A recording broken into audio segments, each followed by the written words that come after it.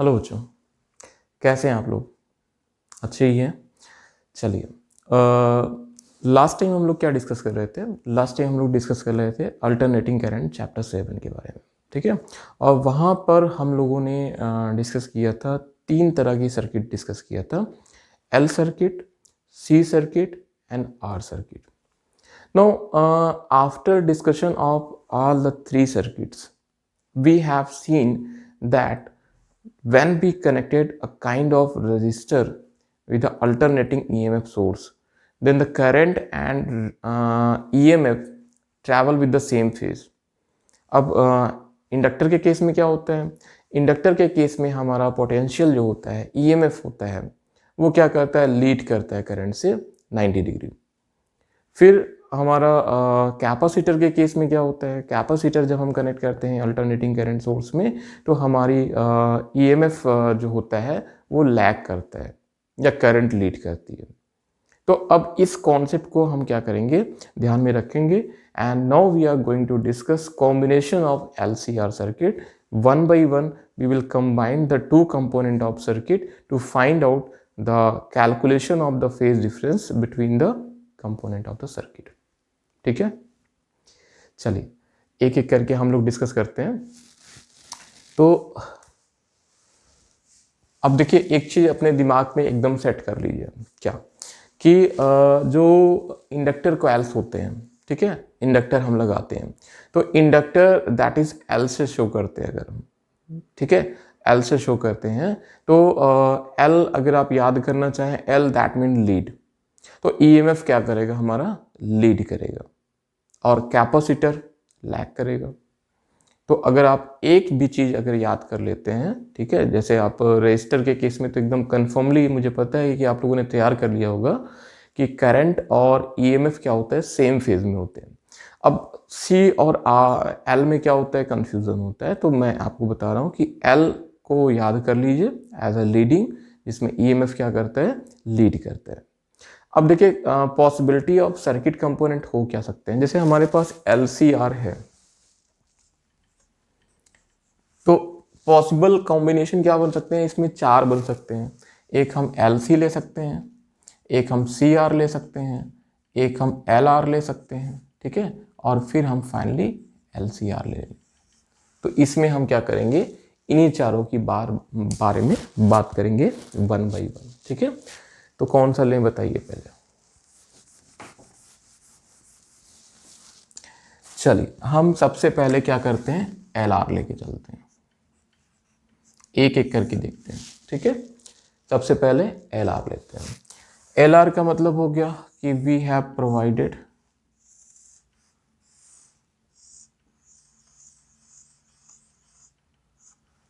with a circuit component with a inductor and resistor। एक हमने inductor लिया है और एक क्या लिया है, रेजिस्टर लिया है। Now EMF developed across the inductor is VL and EMF developed across the resistor is VR। अब देखिए, हम लोग क्या करेंगे, we will try to take the help of the phasor as we have discuss and obtain the phase relationship between the EMF and the current, ठीक है। तो अगर हम L और R के बीच में एक ग्राफिकल नेचर शो करें, तो रिजल्टेंट EMF अगर हम बात करें, यहाँ पे देखिए I and VR are in the same phase, and यहाँ पे VL क्या होता है, लीड करता है, कितना, 90 डिग्री। ये पीछे वाला ही कॉन्सेप्ट है जिसमें हमने करंट और वोल्टेज का एस्टैब्लिशमेंट फाइंड आउट किया था, और हमने फाइंड आउट किया था क्या, कि किस तरह से करंट वोल्टेज से लीड करती है, लैग करती है। Now let this is the resultant EMF E। Now vector rule लगाते हैं। वेक्टर रूल से क्या हो जाता है, ई स्क्वायर, देखिए both are perpendicular, VL and VR component, तो we can directly use as VL square plus VR square, ठीक है। द रिजल्टेंट EMF जो आएगा वो आ जाएगा कितना, VL square plus VR square. Now VL हमारा क्या होता है, I square R square, sorry V R क्या होता है I square R square, and V L क्या होता है V L is equal to I square XL square. XL के बारे में हम लोगों ने इसके पहले लेक्चर में डिस्कस किया था, ठीक है, इंडक्टिव रिएक्टेंस। तो यहां पे हो जाएगा हमारा E square is equal to I square R square plus XL square, या इसको हम लिख सकते हैं E is equal to I, square root में ले लेंगे इसको, R square plus XL square, ठीक है।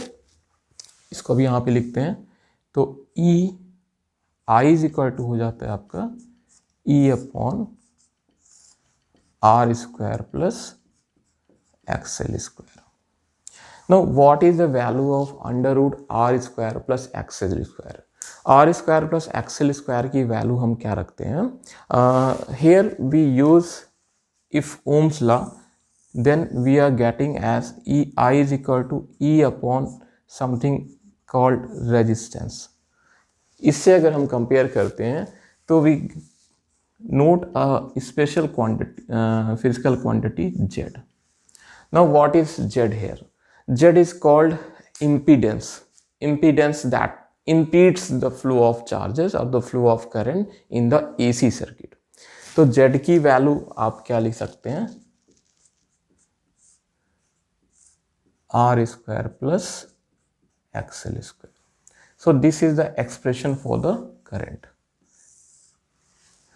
alternating current that is flowing, and related with the EMF resultant is I is equal to E upon under root R square plus XL square। Now suppose we wish to find out the angle phi। अगर हम phi निकालना चाहें तो tan phi is equal to कितना हो जाएगा, this is V L, तो ये भी क्या होगा वी एल होगा, तो tan phi is equal to हो जाएगा आपका V L upon V R. Now V L की जगह हम लिख सकते हैं क्या, इसको यहाँ पे लिखता हूँ, साफ साफ दिखाई पड़ेगा, tan phi is equal to V L upon V R, V L that is I XL upon I R, तो tan phi is equal to हो जाएगा आपका XL upon R. Now what is the meaning of the tan phi here? अब इधर expression में ध्यान से देखिएगा, tan phi is equal to क्या है, एक्सएल अपॉन आर है। Suppose that we have taken the inductor value 0, inductor नहीं लगाया आपने या इंडक्टर काम ही नहीं कर रहे हैं, in that case XL will become 0। तो tan फाई कितना आ गया आपका 0/r, tan 0 की वैल्यू क्या हो जाएगी 0 हो जाएगी। नो tan 0 की वैल्यू 0 होने का मतलब क्या हो गया कि हमारा जो रजिस्टर है and current corresponding to flow है, it is in the same phase, ये सेम फेज में है। And same thing we have discussed, यही चीज तो हमने बताया था आपको कि when we connected pure register in the AC component, the current and the EMF show same phase difference, that mean they travel simultaneously. अब इसी का जस्ट अपोजिट कर लीजिए, अगर हम मान लेते हैं कि हमारा क्या है R0 है, तो R0 होने के केस में क्या हो जाएगा, tan phi is equal to XL upon 0। 1/0 क्या होता है, इनफाइनाइट होता है, इनफाइनाइट की वैल्यू क्या होती है 90 डिग्री होती है, तो tan फाई कितना हो गया 90 डिग्री हो गया। अब tan फाई 90 डिग्री हो गया तो फाई इज इक्वल टू कितना हो जाएगा 90 डिग्री हो गया आपका। दैट मीन हम जब इंडक्टर लगाते हैं तो इंडक्टर हमारा क्या करता है, इंडक्टर के केस में EMF corresponding to the inductor leads with the current 90 degree. ये भी देखो जस्टिफाई हो रहा है, ठीक है। चलिए इसके बाद हम लोग क्या करते हैं, दूसरा कंपोनेंट लेते हैं, LR ले लिया,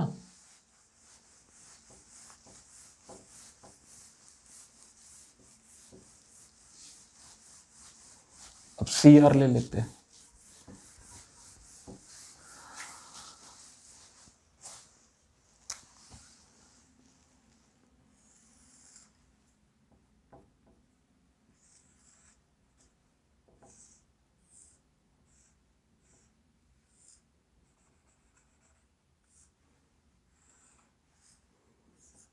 C ले लिया हमने और R ले लिया, ठीक है। Now in the case when we have taken C and R here, C and R जब आपने लिया हुआ है तो क्या हो रहा है,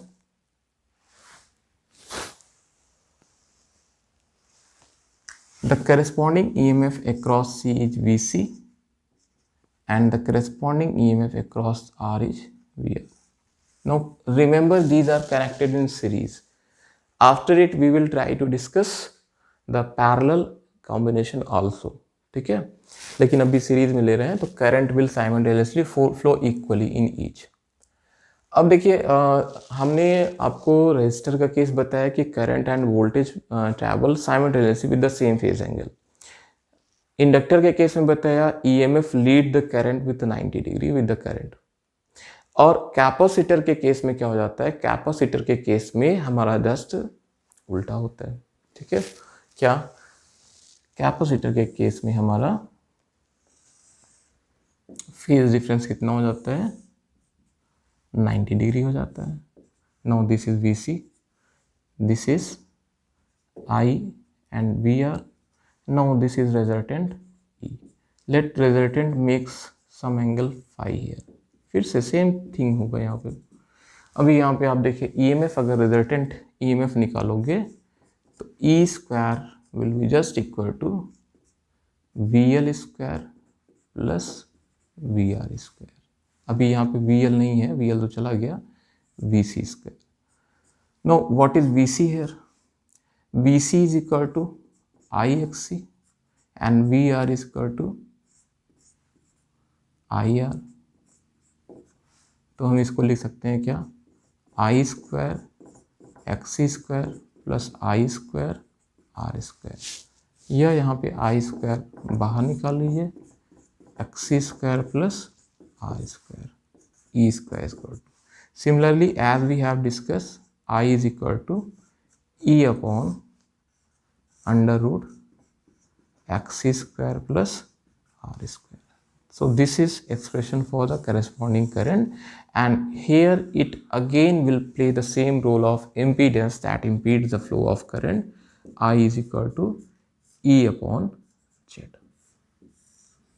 where Z is equal to under root XC square plus R square।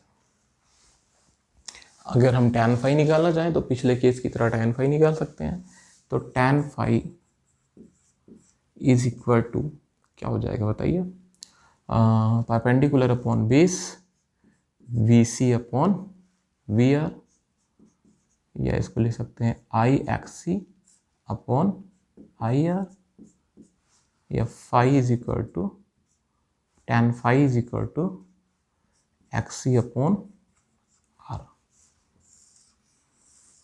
Now we can repeat the same thing with the as we have calculated in the just before topic। क्या, R की value 0 रखो, tan phi क्या होता है, VC की value 0 रखो, या आप XC की वैल्यू 0 रखो, tan phi क्या होता है। Ultimately you will get the same result that we have discussed in individual circuit component when we are attached with the EMF source, ठीक है। अभी चलिए जल्दी से हम लोग तीसरा देख लेते हैं।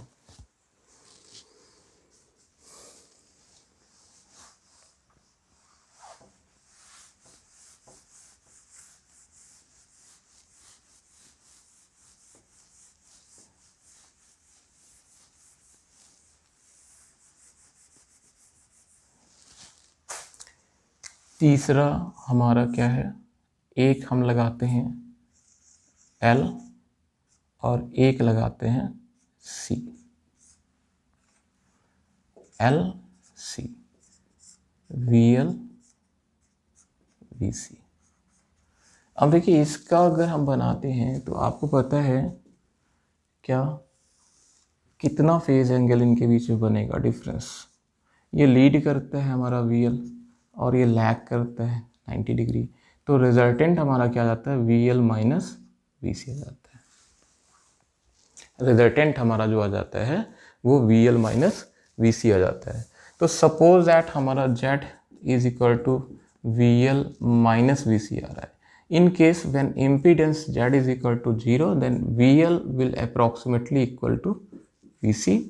Now VL is equal to IXL, VC is equal to IXC. लिख सकते हैं यहाँ पे I to I will be cancel out. XL बराबर हो गया किसके, XC के हो गया, ठीक है. Now in terms of omega L अगर हम लिखें, XL is equal to omega L, XC is equal to 1 by omega C, या इसका क्रॉस मल्टीप्लिकेशन कर दें, ओमेगा इसका is equal to 1 by L C, या omega is equal to under root 1 upon L C. Now omega की value क्या होती है, 2 पाई एफ, तो 2 pi F is equal to under root 1 upon L C. This implies the frequency is equal to 1 upon 2 pi under root 1 upon L C. तो in case of such a combination in which we have taken the LC combination, the resultant frequency is obtained as f is equal to 1 by 2 pi under root 1 by LC. This is actually the condition of resonance. Resonance क्या होता है कि when we apply the alternating frequency EMF with the natural frequency of the source, then the condition of resonance obtained, and this is frequency for the resonant condition. इसको note कर लीजिए. फिर एक last बच रहा है आपका LCR सर्किट, उसको भी बता देते हैं.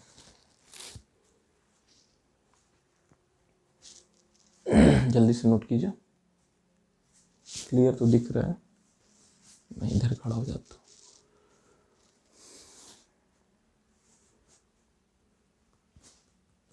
चल तीसरा करते हैं, and third but last and important. अब हम लोग क्या करेंगे, तीनों को कनेक्ट करेंगे.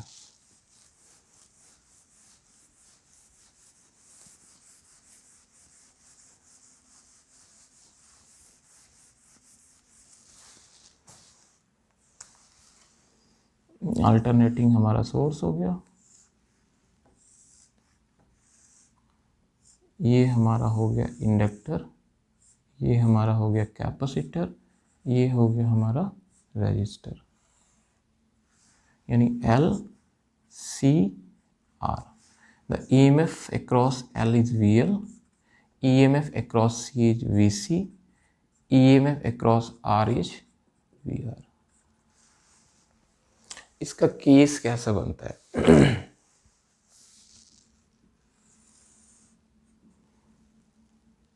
देखिए ये हमारा क्या हो जाता है, अगर इसको हम बताएं तो ये हमारा I and V are same phase में होता है.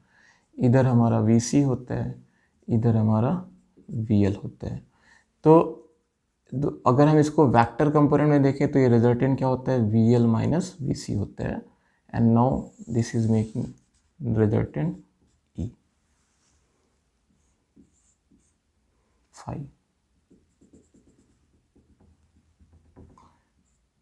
ये 90 डिग्री लीड कर रहा है, ये 90 डिग्री लैग कर रहा है.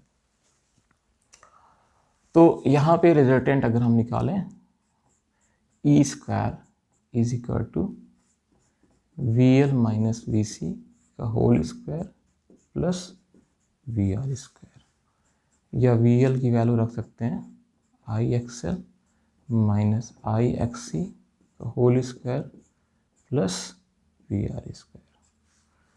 VR को भी चेंज कर दो, इससे क्या दुश्मनी है भाई, I स्क्वायर R स्क्वायर. अब यहाँ से अगर हम I कॉमन ले लें तो I स्क्वायर हो जाएगा XL minus XC plus I square R square. I square throughout common ले लीजिए तो बचेगा कितना, XL माइनस XC का whole square plus R square. या यहाँ से हम I निकालें तो I इज इक्वल टू हो जाएगा E upon under root R square plus XL minus XC का whole square. So this is the expression for the corresponding current with EMF that is flowing in the LCR combination. अब इसको देखिए, यहाँ पे इस term को अगर हम लीड करते हैं तो इसको हम प्रैक्टिकली जेड लेके चलते हैं। Z is equal to impedance R square plus XL minus XC का होल स्क्वायर। तो आई इज इक्वल टू क्या हो जाता है आपका ई अपॉन जेड।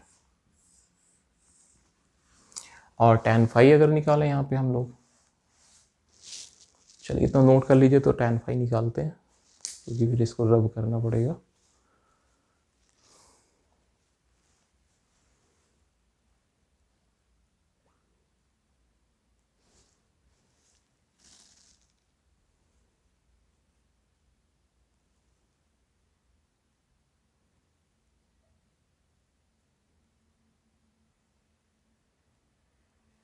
चलिए हो गया, tan फाई निकालते हैं।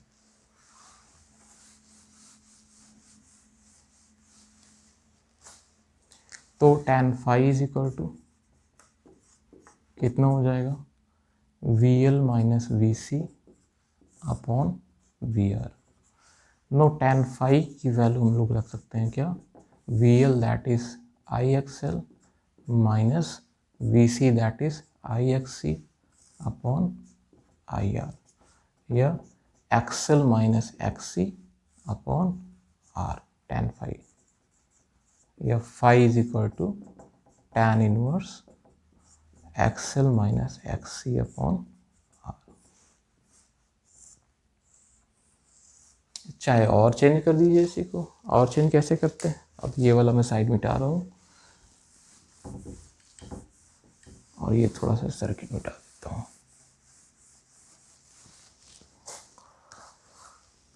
XL is equal to omega L, XC is equal to 1/ओमेगा सी, इसको रखेंगे हम, एंड आर तो है ही, लिखा ही है, तो tan phi is equal to हो जाएगा ओमेगा एल माइनस 1/ओमेगा सी अपॉन आर। ऐसे भी हो सकता है।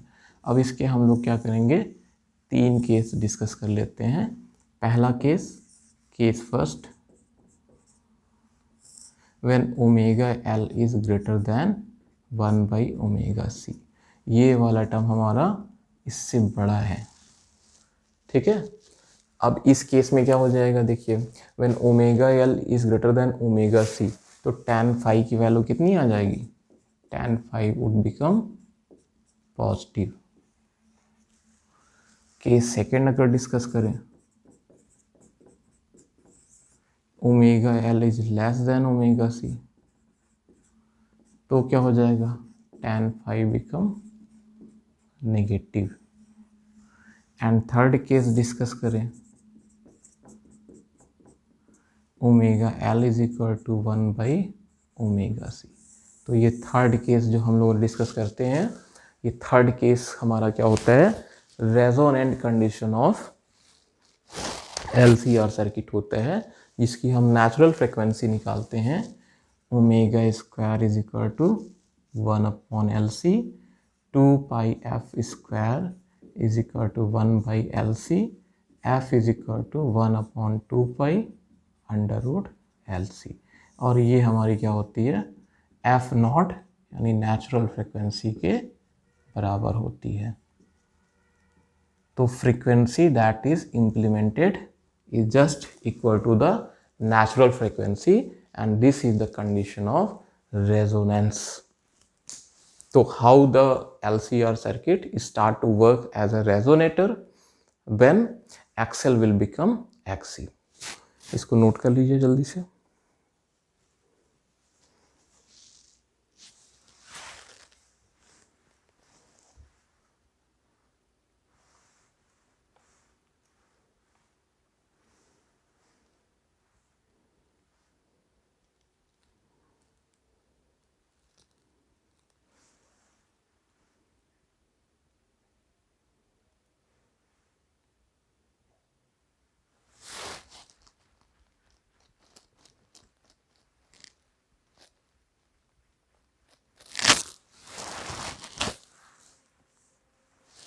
चलिए अब इसको नोट कर लिया आपने,